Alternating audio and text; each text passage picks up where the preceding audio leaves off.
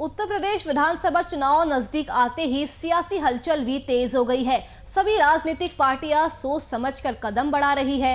राजनीति में कब कौन दुश्मन बन जाए और कौन दोस्त, ये कहना बहुत ही मुश्किल होता है। लोकसभा चुनाव हो या फिर विधानसभा चुनाव, प्रगतिशील समाजवादी पार्टी लोहिया ने सभी का ध्यान अपनी तरफ आकर्षित किया है। पीएसपी इस बार दावा कर रही है कि वे 2022 में बनने वाली सरकार में शामिल होगी।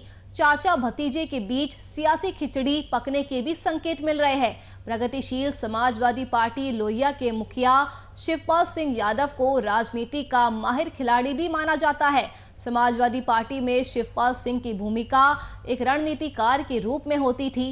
राजनीतिक जानकारों का तो ये भी मानना है कि यदि शिवपाल सिंह यादव सपा में होते तो लोकसभा चुनाव 2019 में सपा कन्नौज और इटावा की सीट नहीं हारती।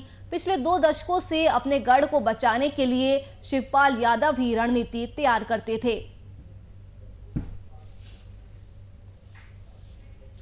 तो शिवपाल यादव की पीएसपी का बड़ा दावा सामने आया है। 2022 में बनने वाली सरकार में होंगे शामिल।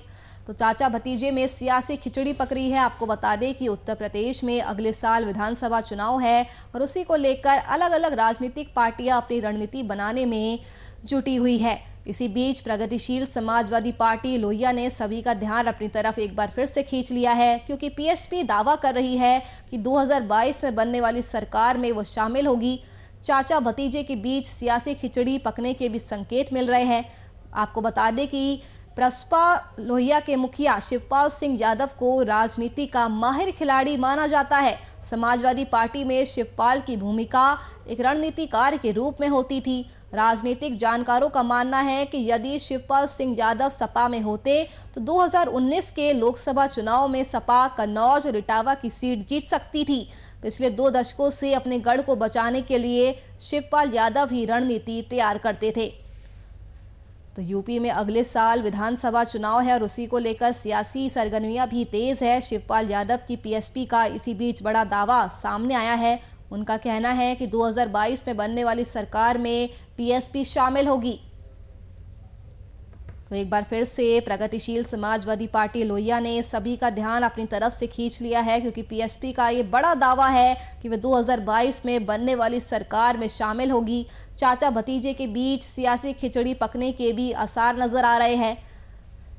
शिवपाल यादव एक ऐसी शख्सियत है जिन्हें राजनीति का माहिर खिलाड़ी माना जाता है, क्योंकि समाजवादी पार्टी की भी बात करें, जब वो समाजवादी पार्टी में थे तो शिवपाल सिंह की भूमिका एक रणनीतिकार के रूप में होती थी।